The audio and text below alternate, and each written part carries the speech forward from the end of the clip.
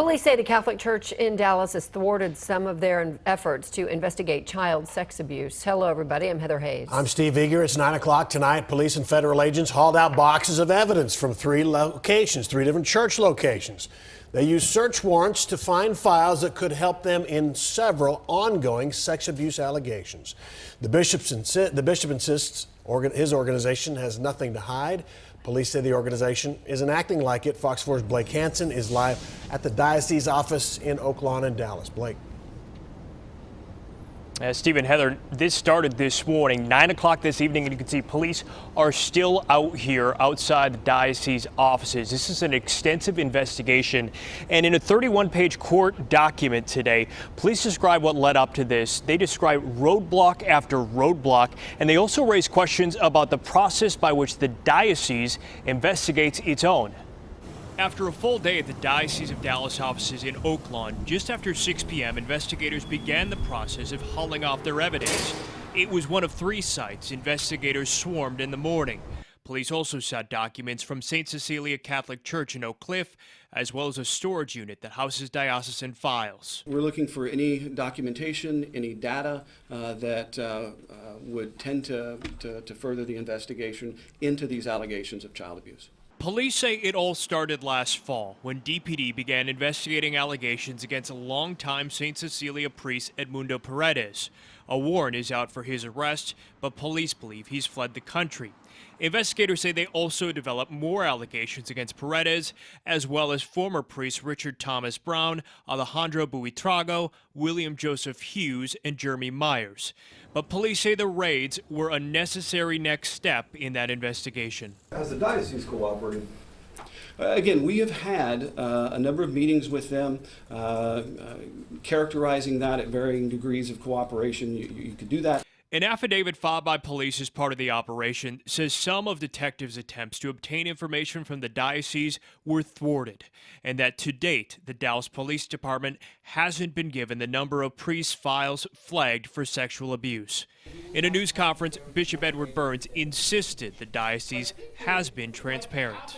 Go ahead, search. If you really think that there's something more, then look. And if you want to look at it closer, then take it.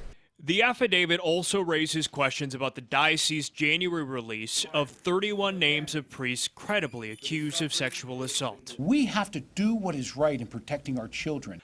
According to the affidavit, police say the diocese investigators involved in coming up with the list were initially hired to investigate financial improprieties involving the diocese priests, not sexual abuse allegations.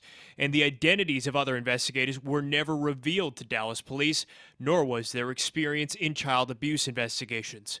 One DPD detective notes, "I suspect the investigative body comprised of former law enforcement officials does not have the needed expertise to render judgment on the credibility of child abuse allegations."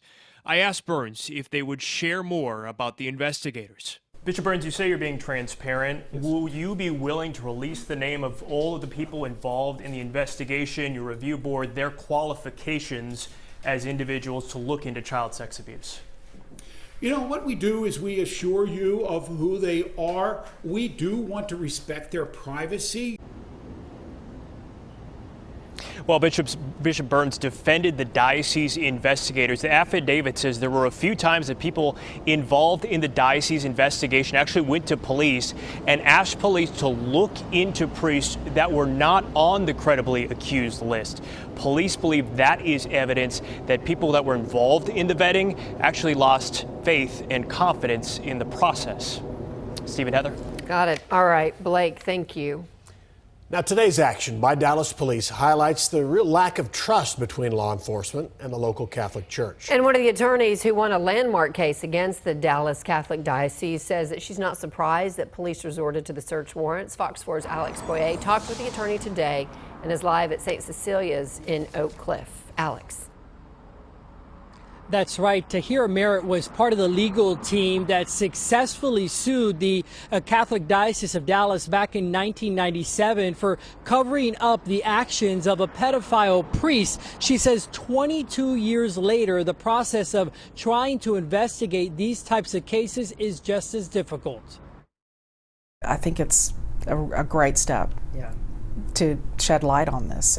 Attorney Tahira Merritt reacting to the Wednesday morning raid on the Catholic Diocese of Dallas, carried out by law enforcement agents seeking files related to priests accused of sexual abuse. What I see for the law enforcement is what I've seen many, many times in my cases, is just they do not want to give up those documents. Merritt has years of experience handling these types of cases.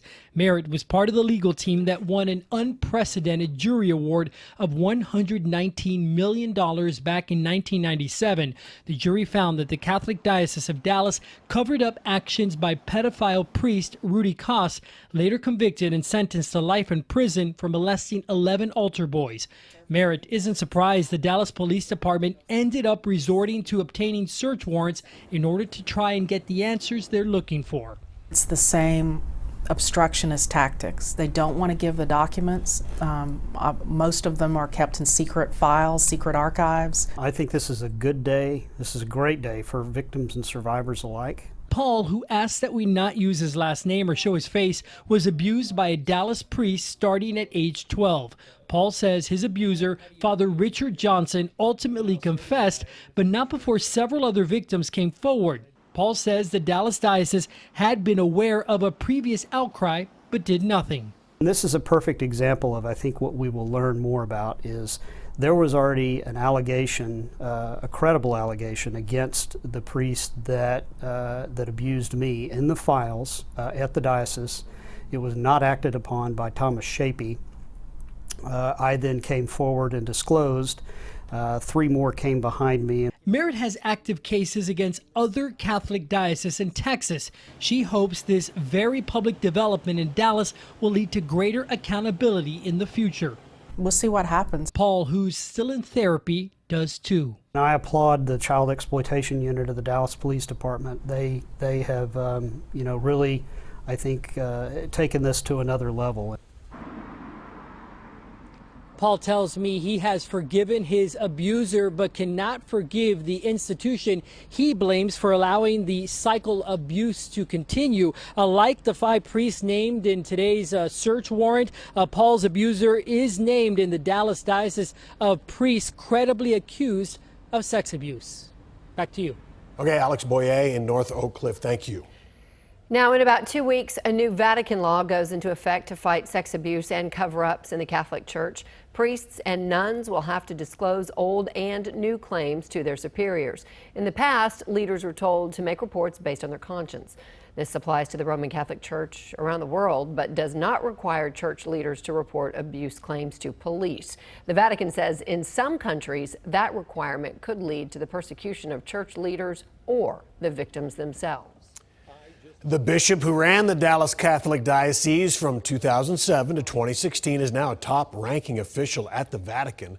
Earlier this year, the now Cardinal Kevin Farrell was named Camerlengo of the church. That means if Pope Francis can no longer serve, Farrell would manage the Vatican's administration until a new pope is named. Farrell has faced criticism for his close ties with former Cardinal Theodore McCarrick, who was expelled from the priesthood earlier this year for sex abuse.